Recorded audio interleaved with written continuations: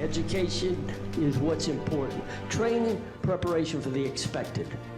Education, preparation for the unexpected.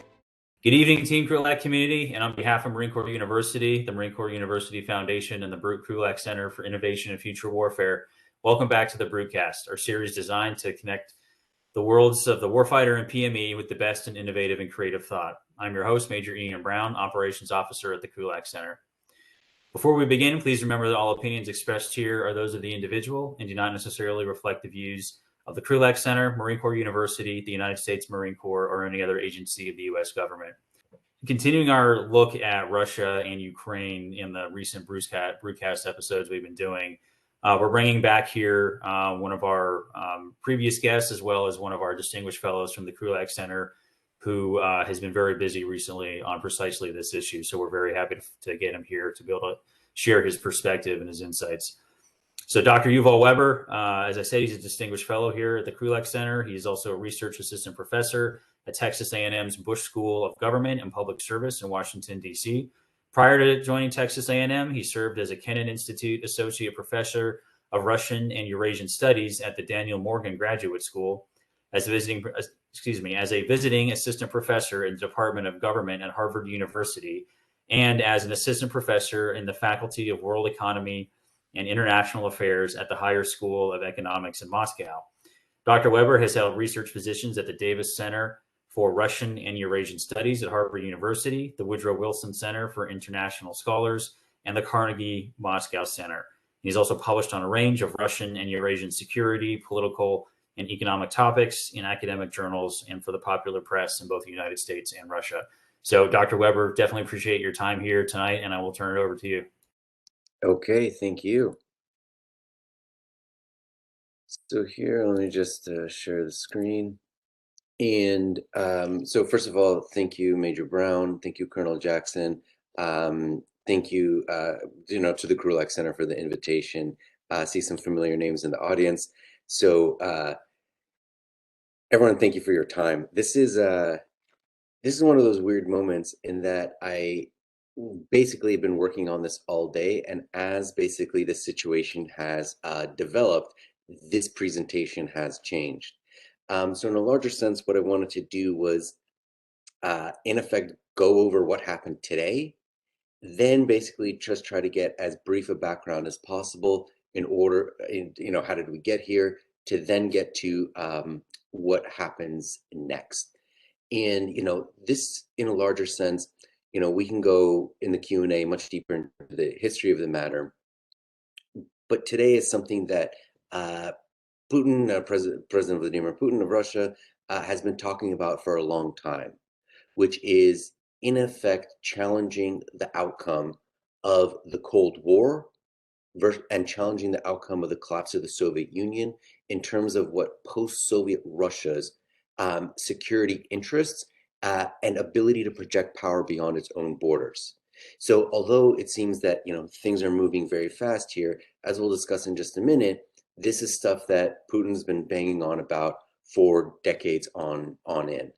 And to a large extent, his entire point of being in office, he's now been in power either directly or, the man behind the throne for 22 plus years at this point. And it's all to get to this point. And it is all about challenging the United States. And so if there is one key thing to just sort of remember from this presentation before we go into all of the details, it's that Putin has made his bones, has made his time in office based on keeping together the entire security elite, policy elite, economic elite of Russia, and telling them one really big thing. And it's the same thing that he tells the people of Russia. When I came in, things were really bad. You remember how catastrophic the 1990s were.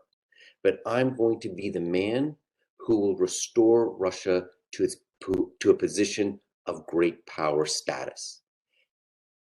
That is his core message. Unfortunately, there's no certificate that you can get for being a great power in international affairs. So it can only be done in this sense through identifying, or at least asserting that you're identifying, a foreign policy interest of the other great power in the region, the United States, and identifying what it wants, let's say, to help Ukraine choose its own way, that allows it to join the European Union, whatever else. If Russia can stop the United States and the West, the European Union, all that, if they can stop the West from achieving their political, economic, and security goals with Ukraine, that's in essence the great powerness that Putin wants to articulate. And he's taken another step today by, as you can see, a familiar figure there on the right, Vladimir Putin. That is him during the signing ceremony for the Luhansk and Donetsk People's Republics. He is at that point, I don't know exactly which point that is, but that is him both recognizing their political status as well as signing the agreements for their mutual aid and support. I don't know how much aid and support Donetsk and Lugansk People's Republics will give, but Russia in turn will give a lot more. And the gentleman there on the left, the guy on the left is Denis Pushilin, and the guy on the right is Leonid Pasenchuk, and those are the leaders of Donetsk and Lugansk People's Republics. So those are the people that in the picture on the right, Putin is looking towards. This is your big day, gentlemen. Enjoy it. So what happened today, 22nd February 2022? A lot of twos in it today. Or is today the 21st? I can tell you time has lost all meaning for me. There were three public events today. One was an extraordinary session of the Security Council in which Putin, and there's going to be a picture of it very soon, in effect was sitting at least 20, 30 feet away from his most senior security officials. And he got each of them to go up and say, yes, I support the recognition of LNR, DNR. And it had the effect of, when thinking about the future, regime cohesion. They're all now in on it. There's no turning back. There's no saying, oh, yes, that's what Putin did, but I wasn't in on it. They're all there.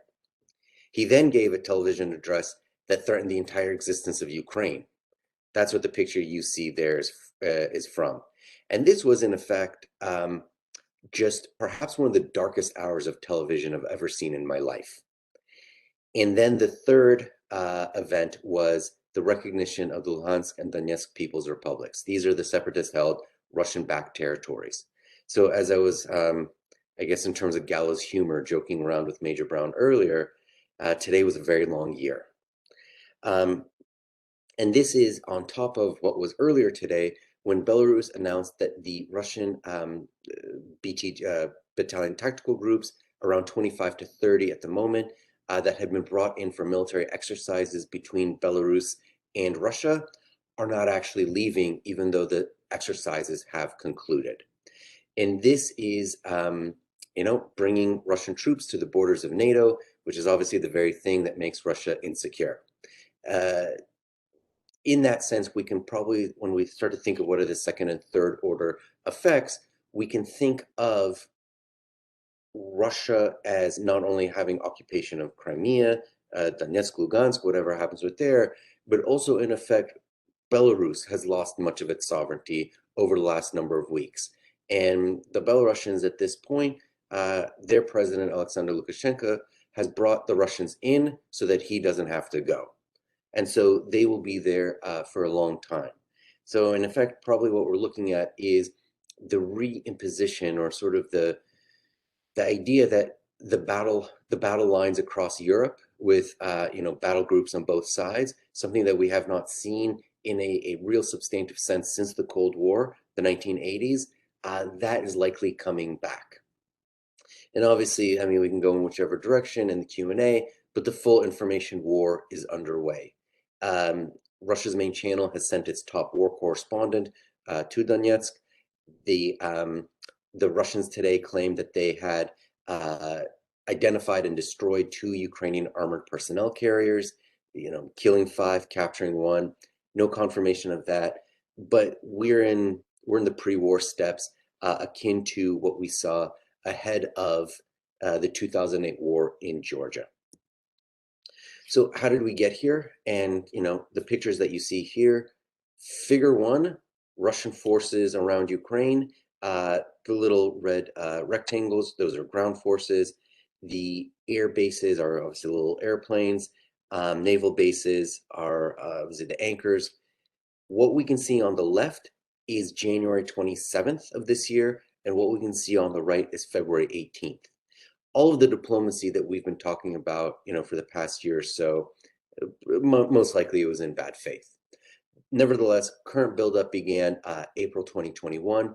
Many of you will remember that President Putin and President Biden met in Geneva.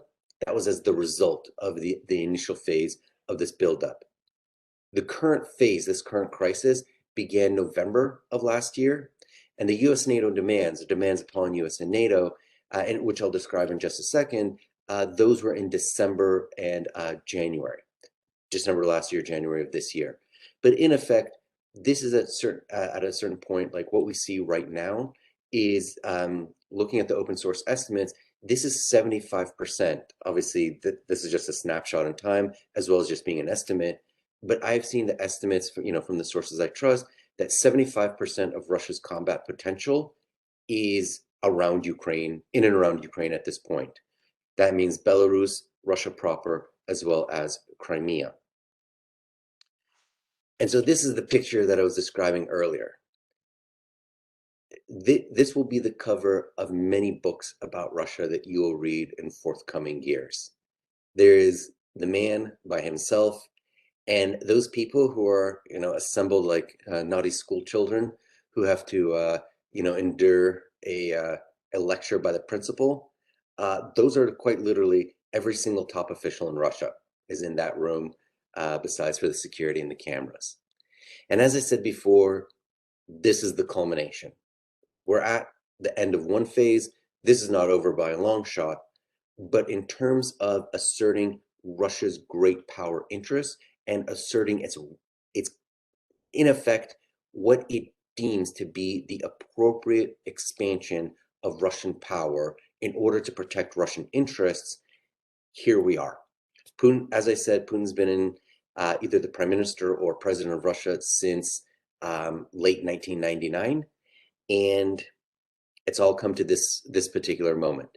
The moment that they've decided to go all in, challenge the United States, challenge the collective West. Why now? There's a number of particular reasons. As I said before, it's about this question of status. Now, for the Russian foreign policy elite, which is quite literally in that room, the idea of 1989, the end of the Cold War, identifies, in effect, what is their preferred idea of international relations. Their preferred idea of international relations is the end of the Cold War.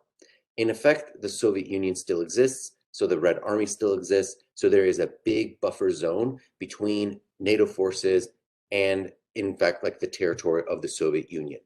When the Cold War came to an end, at Malta Summit, December 1989, after the Eastern European countries had thrown off their domestic socialist governments, what Gorbachev and Bush, to an extent, were thinking at that time was they're going to figure out the international order, the European security architecture, the international security architecture. And so that even if the Soviet Union is clearly the world's #2 superpower, that the United States has prevailed in the Cold War, they're still going to work together to figure out what does the world look like.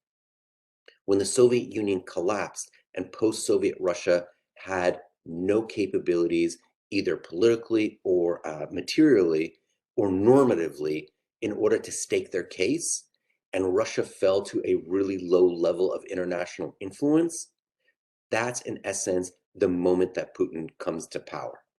And that is where he's articulating the difference between what Gorbachev thought he got in 1989 and what Yeltsin actually got in 1991.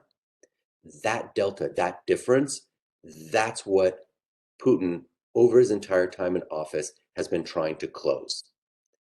And that is their articulation of great powerness, that they will be able to dictate to NATO, to the European Union, to Ukraine, to the United States, to everyone, what happens around Russia's borders. Now, obviously, why Ukraine? Ukraine is the venue for great power competition. the West gave up on Georgia, in a sense, fairly quickly, but they haven't really given up on Ukraine. And so therefore, that's where this battle is going to be. And so in terms of how the Russians define American diplomatic defeat and Europe being reordered along Russian lines, with NATO no longer being the monopoly security provider in the region, they have three big requests or demands. I mean, these are all non-starters, so these are just basically the reason to go to war. If they can get the wish list, then all the better. As Clausewitz said, and of course there can't be a Krulak Center talk without a Clausewitz reference, is that the invader is always peace-loving. He wants what he wants without having to fight for it. And so what Russians have saying is the only thing that'll prevent them from attacking Ukraine is no new NATO members, obviously Ukraine and Georgia, but this extends to Finland, Sweden, literally anybody else. Halting all NATO activity in former Soviet republics, that's the Baltic states, and withdrawing all NATO infrastructure from states that were not members in 1997 when NATO and Russia had their founding act. So in essence, whatever one's belief or view of Russia's strength is, they're asking for things that in fact turn back time to 1989.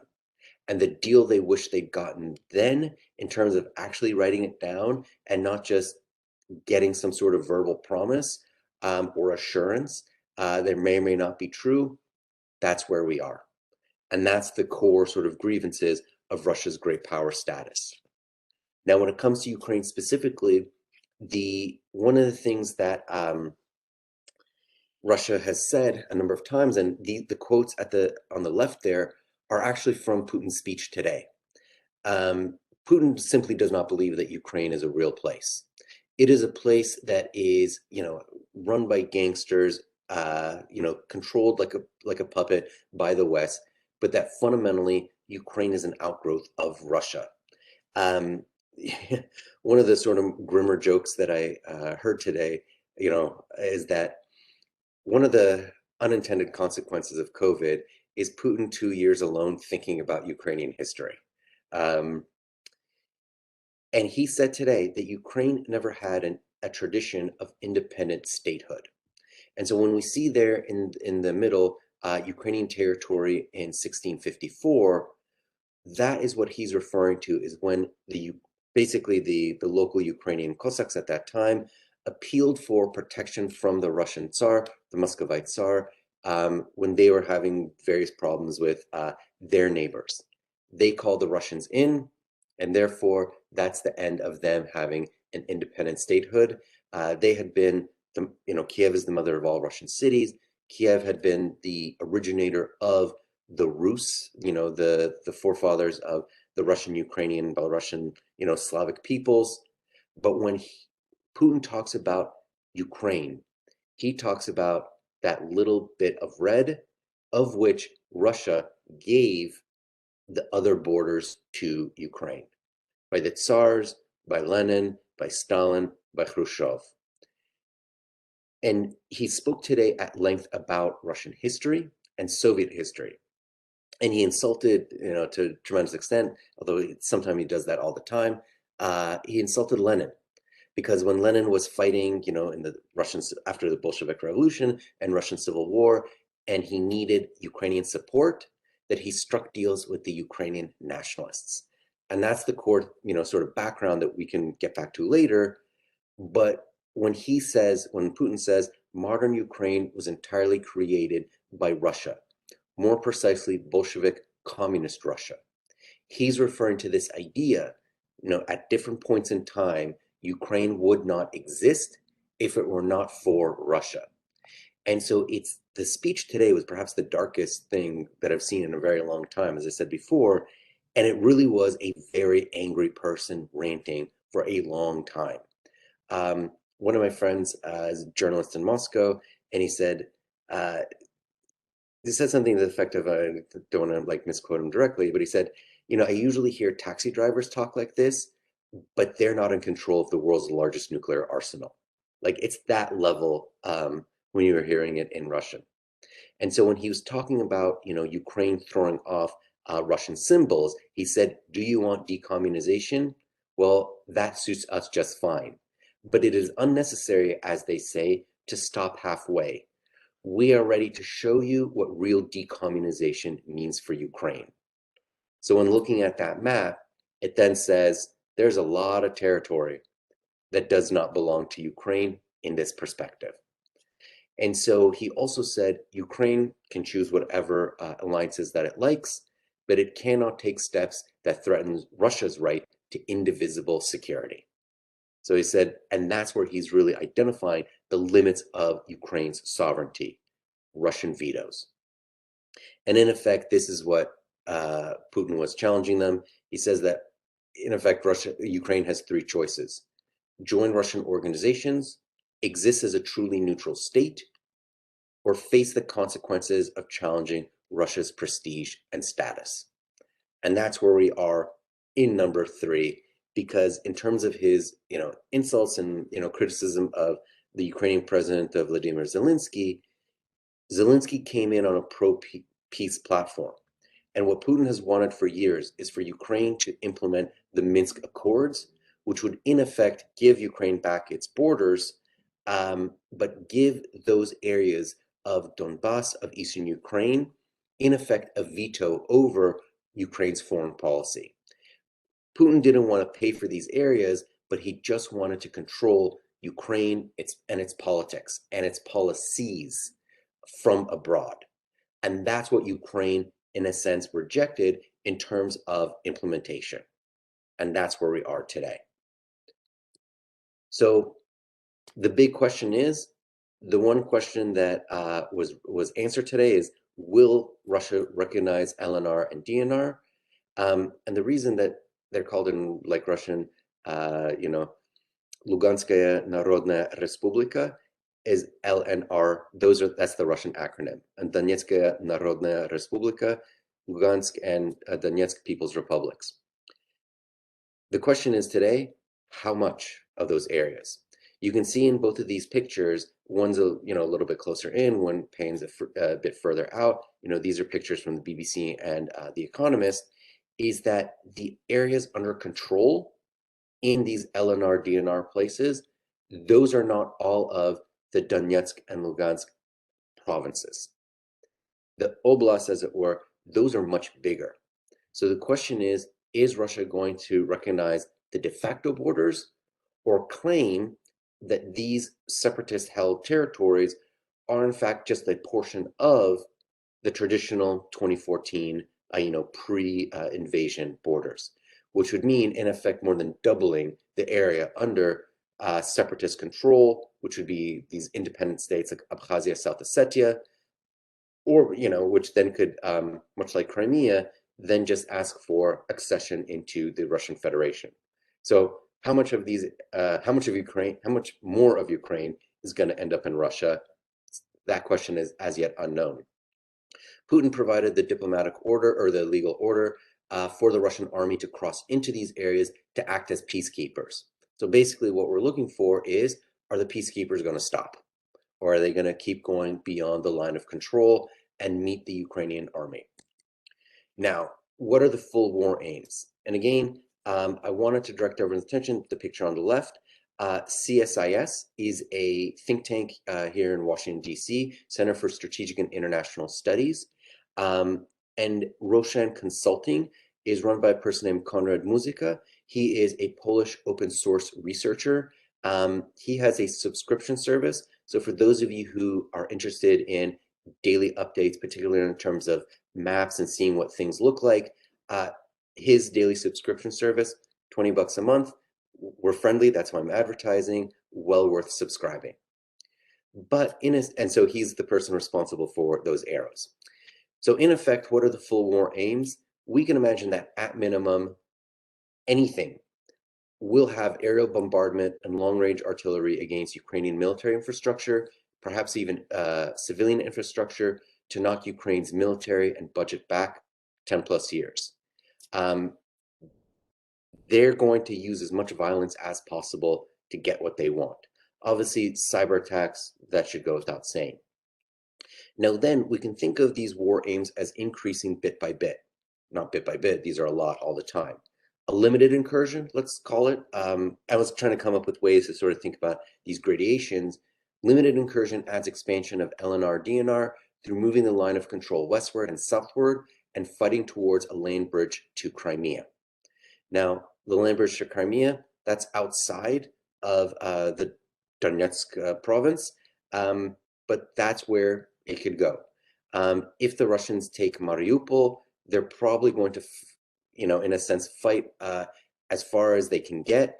And this could be, marine assaults. This could be tremendous number of things in order to create the land bridge to Crimea, which would then create the Sea of Azov as effectively a domestic Russian body of water.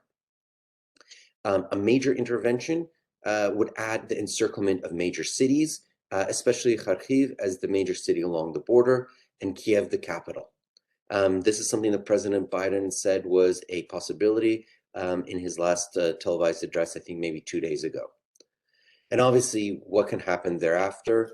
You'll never go wrong assuming the worst, because either you're unfortunately right, or you can say, well, this particular response was what limited it. But what does total invasion look like? I don't think anyone's thinking nuclear bombs, but this could be regime change to ensure that a new Ukrainian government signs and enforces a pro-Russia peace settlement. This could be occupation in order to enforce that, and even partition to make Ukraine smaller. These are all elements that are possible. And again, one of the reasons that occupation, partition, regime change are all possibilities is that there's no Ukrainian government, at least up till now, pre-war, that was willing to implement the Minsk Accords. And if that's the case, there's no promise that Zelensky under pressure, signs some sort of document that can't be revised. That the United States or the European Union or NATO all promise not to have Ukraine as a member either in their organization or as a alliance partner. Who enforces that into the future? That's something that Putin brought up today. That because he fundamentally does not trust the United States, does not trust NATO, does not trust the European Union, that he needs guarantees that would convince him. And there's no guarantee that would convince him short of the United States, President Biden or whichever other president, not only making a speech saying Ukraine's never going into the NATO, but passing domestic legislation that would enforce that. So again, these can go in many different ways. And so where sort of, I wanted to conclude before we go to questions and answers is, what could be the sanctions response? President Biden has said there are not going to be any US troops fighting on behalf of Ukraine directly, but given the amount of intelligence support we've seen in recent weeks in terms of President Biden, at least up until, today when it really was Putin's day in the sun, the dark sun, that President Biden had been very aggressive in terms of taking charge of the information space by pre-bunking or pre-debunking Russian false flag events, pretext for going to war. Now that basically there's no need for pretext any further, what's going to happen next? Now, President Biden said there's going to be no US troops. He's also deployed the U.S. Army, the 82nd, to Poland, to Romania. We can imagine that there's going to be more deployments of NATO forces to the Baltic states, Bulgaria, so forth, in order to make sure that one, the fighting doesn't come to NATO, but two, also that locals do not start to freelance foreign policy. But in terms of sanctions, which is the thing that the United States, the European Union, the UK, other allies have said are forthcoming, that's basically where we start to go. There's going to be some sort of war. What happens at that point? Now, this is the Central Bank of Russia. So it's a nice building in the middle of Moscow. What has the United States effectively threatened is the full menu of options. Now, in terms of right before we started this, I just checked, the White House's website, and they said that already they're preparing the executive orders to announce sanctions of anyone related to the recognition of LNR and DNR. Now, what does that mean? If it comes to the military commanders, the sort of the middle management, that makes no impact. These are all people who are never going to leave Russia or occupied territories for the rest of their lives.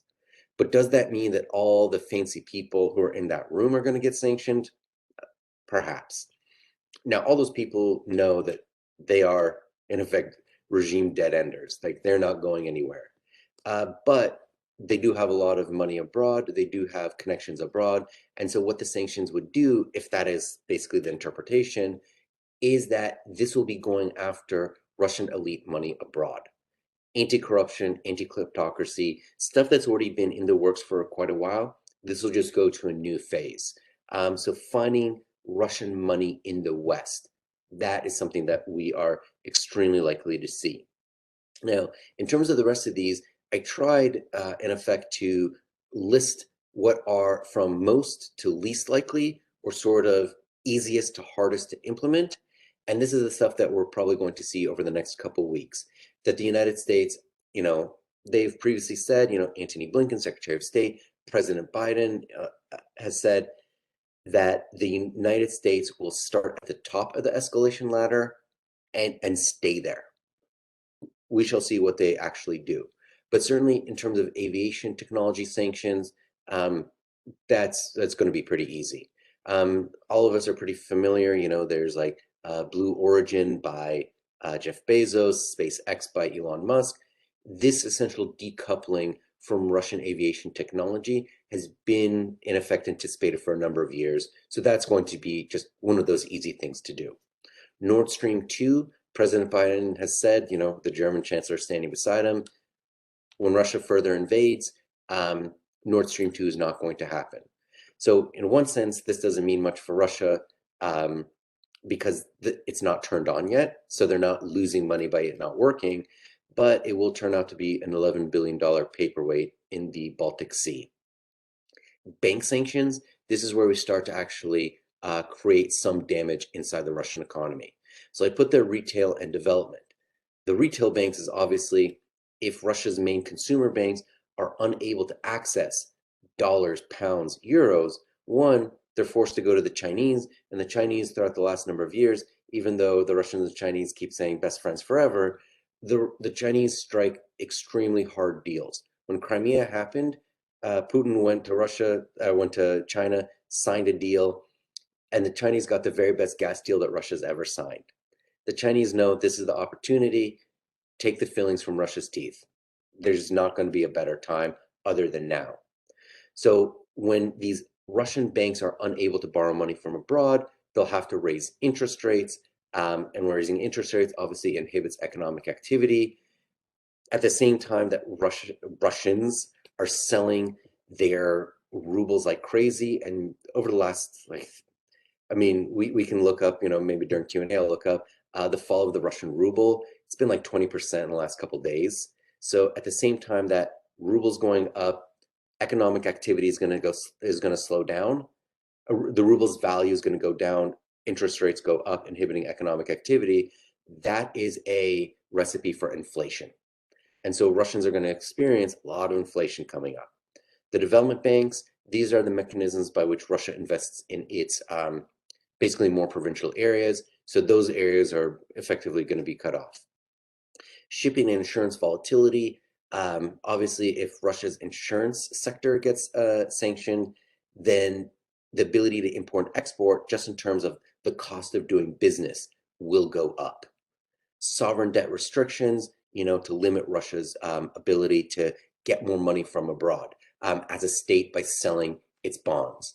Now, Russia has, and Central Bank of Russia, that's where it is, they have $640 billion in the reserve fund. That $640 billion in the reserve fund, that's not meant to save the Russian economy. That's meant to safeguard the interests of the people who are central to Putin's political coalition.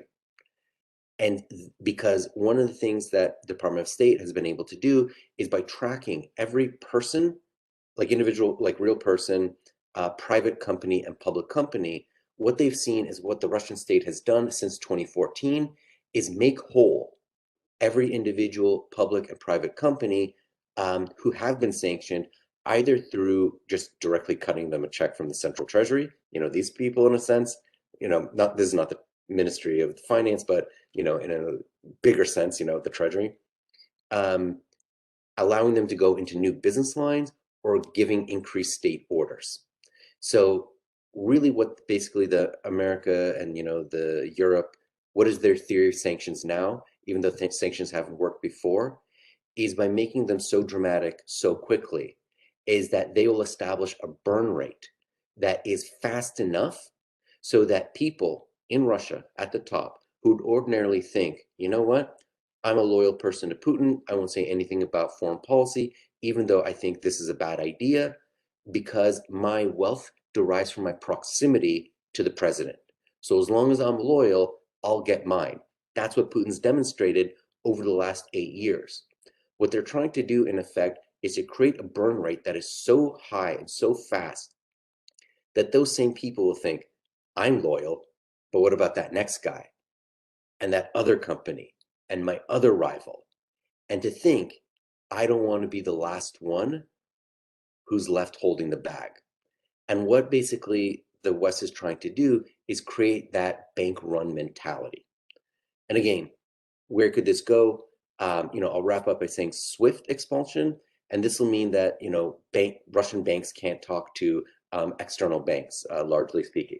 There's a Chinese version of SWIFT and a Russian version of SWIFT, but ultimately this is about slowing down the Russian economy. Semiconductor export controls, basically everything that's smart, from your iPhone to like a car to a plane, everything, it has semiconductors that use US chips or US chip technology. In this final product rule, this will prohibit the export of those things to Russia. So that would inhibit Russia's ability to advance as a modern economy. And then finally, who knows if we see this, but sanctioning oil and gas exports in order to really stop the amount of money that goes into Russia. And that obviously is going to create volatility in terms of US energy markets, European energy markets, and we'll see what are the mitigation measures that are in place so far. When you check the shipping from the United States to Europe, you can see that there have been basically ship after ship of liquefied natural gas, LNG, going to the European continent to top up supplies in anticipation of this event. So at this point, let me conclude and turn it back to Major Brown, and then we can take questions as they come in. All right. Thank you very much, Dr. Weber, for that overview. And to everyone in the audience, go ahead and start throwing your questions into the chat if you've got them.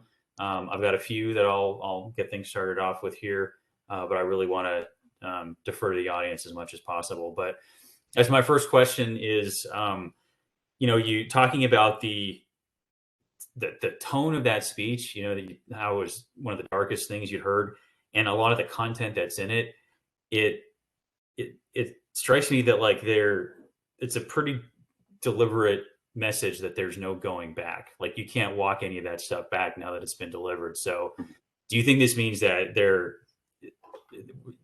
Putin he's abandoned any pretense of any possible diplomatic solution, or that there's any sort of compromise sort of war at this point that would get him what he wants? I think that's pretty accurate. In the larger sense, I have not believed that these negotiations were anything but bad faith from the get-go, and that these, because in effect Russia's positions were all non-starters from the beginning. And so I personally believe that they went through the motions, maybe just like I think they went through the motions in order to see that if the West is as weak as they thought, that they would just start to amass the troops, that the United States would not be able to keep the coalition together, NATO would start to fracture, and the Europeans would be rushing over themselves in order to grant concessions to the Russians. That was, I think, their optimistic scenario.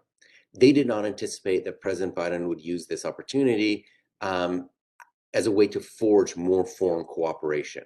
But ultimately, the Russians have been clear in one sense since the end of the Soviet Union, certainly in the time of like Putin being in office. I mean, we can go through like all of Russian like modern history, but at each point along the way, there was a preferred outcome in which there is a Russia that has, if not client states around it, it has neutral buffer zones around it. And in effect, since 2008, in 2008 and April 2008, at NATO's annual summit, then President George W. Bush wanted to give at that meeting Ukraine and Georgia membership action plans. President Putin came to that meeting, which you could just think of today, where Putin would be welcome at a NATO meeting. And he explicitly said, Central Europe is one thing. The Baltics, painful, but that's another thing. I draw the line in the sand at Georgia and Ukraine. And the compromise that Putin, in effect, or that the Germans and the French then had with the United States was, Georgia and Ukraine will eventually get a membership action plan, but at no distinct point, but no clear, like defined date when it's going to happen. And so what that did for the Russians is it said, oh, if Georgia's eventually getting in, if Ukraine's eventually getting in, at minimum, why don't we create a pretext to go to war with Georgia? We'll knock out Georgia and we'll stop Georgia from getting into NATO. So these sorts of things, these have been in place for quite a long time. And so the diplomacy that Putin was going for was Ukraine can stop what it's doing. It can surrender its foreign policy and we won't invade. It's a clear offer, your sovereignty for your safety. And Ukraine, basically, as what we've seen over the last number of months, has gone all in on saying, whatever happens, if we give up now, we will lose our opportunity to exercise sovereignty for 10 years, 100 years, 1,000 years. We'll never know when we'll get rid of Putin and get rid of Russia. And so they're basically in the same position of going all in on seeing what happens. All right. Well, with that, our next question here kind of goes into the how well each side militarily can affect what happens. So I'm pretty sure this is from Dr. Christina Hook, who's one of our non-resident fellows. So if I got that right, it's good to see you here. So her question was, what is your take on Ukraine's territorial defense forces in the current situation? And I'll add on top of that something I had here on the flip side as well. Russian forces, particularly they have mass right now, but what about their capability? Because I've been reading some reports in the last few days specifically about their operations in Belarus with those exercises, where there's been COVID outbreaks, going rampant, which is understandable given you put a bunch of people in close proximity, people are going to get sick, especially if there's a highly contagious pandemic. But also there were some reports from Belarus in the exercises of the soldiers, having alcohol-related incidents, selling some of their supplies and gasoline to the locals, kind of general misbehavior that possibly indicates, low morale and no discipline. So for both sides, both the Ukrainian and Russian military forces, kind of what do you see as their capabilities tonight? Well, it's unfortunately a question that we're about to get an empirical answer to pretty quickly. Because what we can see is that the Ukrainian army of 2014 was not in good shape as is, and certainly in the time of a shift, a regime change in power, one government collapsed and then another came in, they were not in good position. We also know that in 2014, 2015, they still were capable enough to defeat the separatist forces, the Russian-backed separatist forces, but not enough to defeat Russian forces. And so that's where the line of control is when the Russians intervened and fought the Ukrainians directly. What we're about to see right now is that the Ukrainian military has been preparing for this to a large extent, basically the last 8 years. They have 250,000 soldiers under arms. Their reserve territorial army, which is basically the citizen militias, is now at 1 million people. They've all vowed, defense for their homeland because, in effect, what they're fighting for is Ukraine. What the Russian forces are fighting for is a principle. And so homeland versus principle, one would assume that the Ukrainians are going to fight as hard as possible. That said, the Russians are simply much better equipped. They also have, at this point, 190,000 troops in the region. So the Russians are going to be able to do a tremendous amount of violence, especially from a distance. Again, so how are the territorial defense forces? How's the military? Much better condition. We're about to see how much that's worth. And certainly, if in a different way, President Biden has limited what the military capabilities that have been shared with the Ukrainians, but they probably don't have the air defense capabilities in place in order to slow down the Russians long enough. This is not to say the Russians won't suffer casualties of their own, but Putin is motivated. And this is actually when we boil it all down. Putin is motivated to kill as many Ukrainians as possible in order to demonstrate what happens when you go against Russia's status and prestige. That's why there's going to be a lot of violence that may not be directly tied to military objectives. That to me is the scariest part. And that is, I don't know what Ukraine's territorial defense forces can do against that. But thank you. All right, thanks, Dr. Weber. So next question from Lieutenant Colonel Kaviller there at Command and Staff College at Marine Corps University, asking basically how resilient can Russia be in the long term with the possible sanctions coming in from the United States and the European Union, or potentially other nations or organizations. And because there's been some talk about how, as part of Putin's preparation, he's been trying to essentially firewall parts of the Russian economy so that they won't suffer as badly. But if that full range of the heavy sanctions came down, as you indicated, how long could Russia last under that pressure? Their bet is that they can last long enough. Alexander Gabuyev, who's of Carnegie Center, Moscow, had a very depressing but very incisive essay in The Economist this week, in which he said, look at the people around Putin. If there is a big war and there's big sanctions, the entire government and state is going to be organized around the military, the security services, and the government. That's them in terms of their bureaucratic power. The state's resources are going to them. Many of their children are in charge of big sectors of the Russian economy.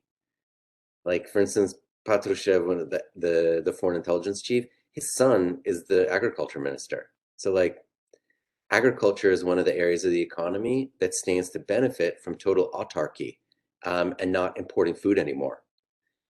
Those guys are also at this level. Their generational trauma was the collapse of the Soviet Union. Putin's personal mission on earth here is revising the results of, that period of time.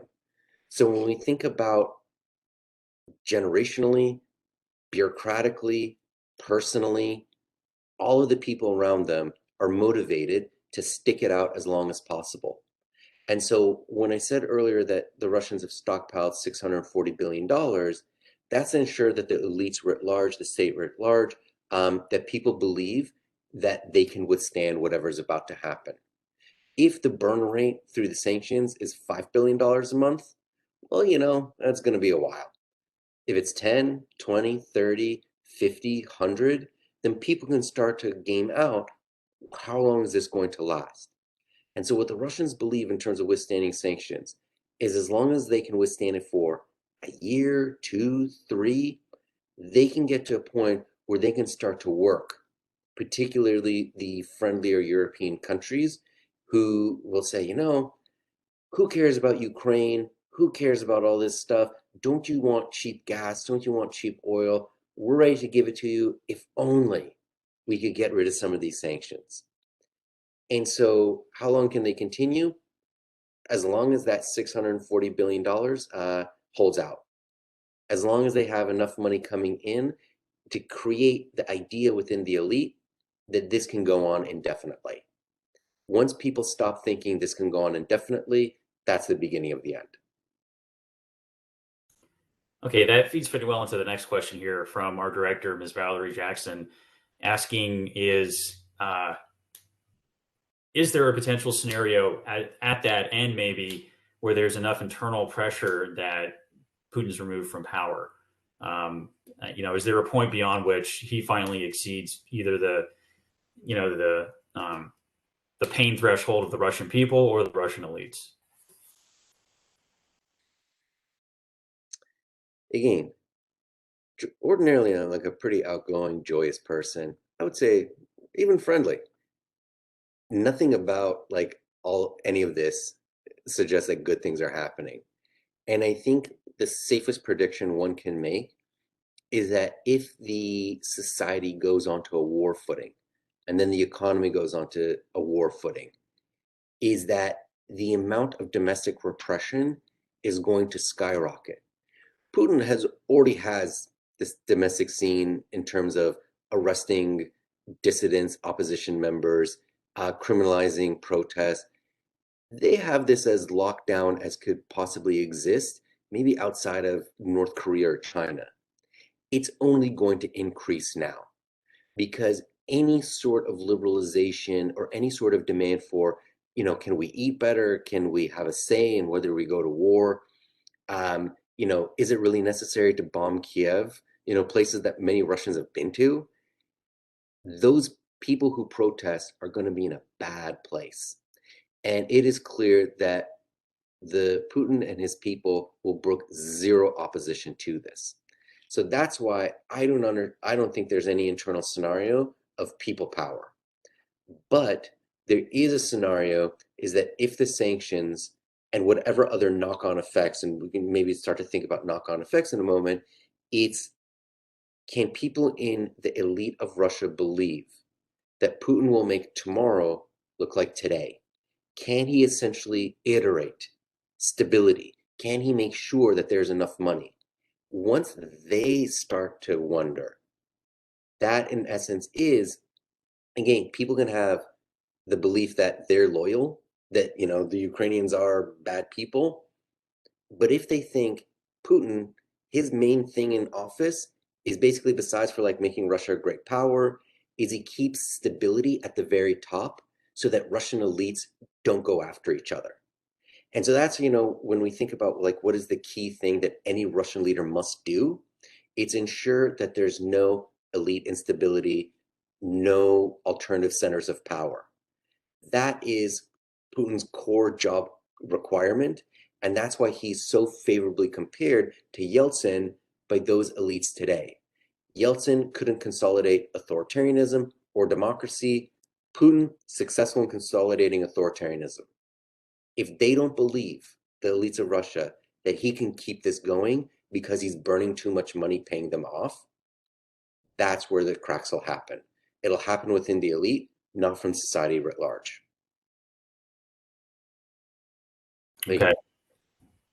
Okay. No, great. So the next couple of questions I'm going to kind of package together because there's some overlap there. But the questions you're asking about some of the wider, second and third order effects, basically, of this invasion, and there's a number of possible sort of branching things that could happen. So, among those are, do you think this makes a more aggressive drive for some of the currently non-NATO countries, like Finland, for example, to gain entry into NATO? If that happened, would there be how would Russia respond to that? Since, NATO expansion has been one of their talking points that they don't like. Would they do something if those Scandinavian countries do jump in? What do you think the likelihood of NATO expanding itself, in response at this point would be? And then what are some other possible spillover effects on the rest of the continent there? So yeah, so I mean, they're great questions because, in effect, how to put it, Putin may be feeling good tonight. He really stuck it to the Ukrainians, really stuck it to the West. Uh, but when he wakes up tomorrow, he's going to get a report of the consequences start now. Those are not going to be things that'll help Ukraine in the short run, perhaps not even in the medium term. But what we can anticipate is defense spending, which had been going up since Crimea, since 2014. It's really going to kick into high gear now.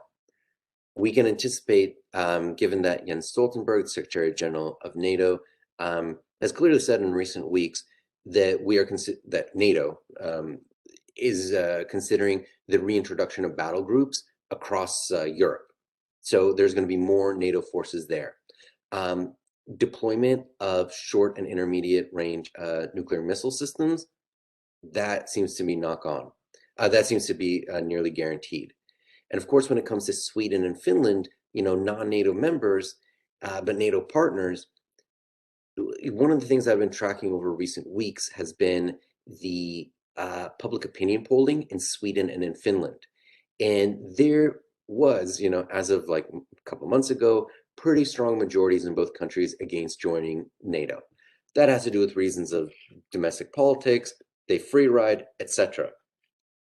In recent weeks, one has seen that the public opinion polling in both countries has shifted from strong majorities against to, in effect, pluralities of against, don't know, want to join NATO. And we can imagine over the next couple of weeks, as particularly when the violence begins, that the number of people who are in the no camp, because you don't go from no to yes, but you go from no to I'm not sure, and you go from I'm not sure to yes. So we will see, and in particular, one of the questions that Finnish public polling authorities are doing is asking not just, do you want to join NATO or not, but asking an additional question. Do you want to join NATO or keep or whatever, if the government recommends that we open up negotiations with NATO? And that is by itself in both Finland, and I've seen a few in Sweden, that adds 20 to 30% of the population saying they're ready for NATO. So it can very well be that NATO through basically goes, the Finns and the Swedes go to NATO and say, what does membership look like? Given that we're probably, 8/10 of the way to like, being a member already because of the deep integration. But what can we do in terms of partnership with the United States and NATO today that'll help us into the future? So Sweden and Finland going into NATO, that seems to be far more likely today than it was even in October of last year. And so when we can think of the knock-on effects, we're probably going to see, defense spending go up, reintroduction, and basically when we think about the Cold War, again, the Cold War, particularly in the 1970s and 1980s before Gorbachev, is when Putin and all the men around him, that's when they were young and feeling good. So this is the world's most dangerous nostalgia trip that we could possibly imagine. So hopefully they emotionally get what they want. But what we will see thereafter is obviously these military effects, huge concentration in anti-kleptocracy, anti-corruption in Western countries to go after Russian money. Probably the best argument that Europe will get for decarbonization and actually achieving its climate emissions goals. Like, this is it. And certainly the reevaluation or the reconfiguration of the relationship between China and Russia. Russia will basically have demonstrated that it can do terrible things to its neighbors. But in terms of the relationship, what are they going to need in terms of political and economic support from the Chinese? And what are the Chinese going to ask for in return, particularly in terms of Belt and Road Initiative, Central Asia, and Arctic shipping in the north? Russia is going to gain in the short term, and I think in the medium to long term, it's really going to be in a much weaker position. It's going to be much more encircled. It's going to be much poorer. And the things that they think are, going to be the big prizes will become the albatross for the next person, because, eventually the icy hand of death overtakes us all. And so once Putin's gone, his successor is going to have to figure out how to deal with this. And that's going to be very difficult for Russia in the long term. Thank you. Over. All right. Thanks, Dr. Weber. Got no other questions here in the chat, and we are at right at an hour here, so I think it's a good stopping point. So, any final comments you want to share before we conclude things? Go ahead. No, I mean, it's we've reached the end of one phase, but it's not the end of the story. We're about to see some violence, and good luck to the Ukrainian people. Good luck to the Ukrainian army. And good luck to the Russian people. They've been the ones who, in their public opinion polling, have clearly and unreservedly opposed what's about to happen. This really is, President Putin and the people with him in that room. This is for them. This is not about the Russian people, Ukrainian people. So good luck to all the affected civilian populations of the regions that are about to experience violence, as well as the larger states behind them. Yeah, I certainly agree with you on that there. All right, so we'll call it a night. Dr. Weber, definitely appreciate you taking time out, and I'm sure you're about to turn right back into something else on this thing. Do hope you get some sleep at some point.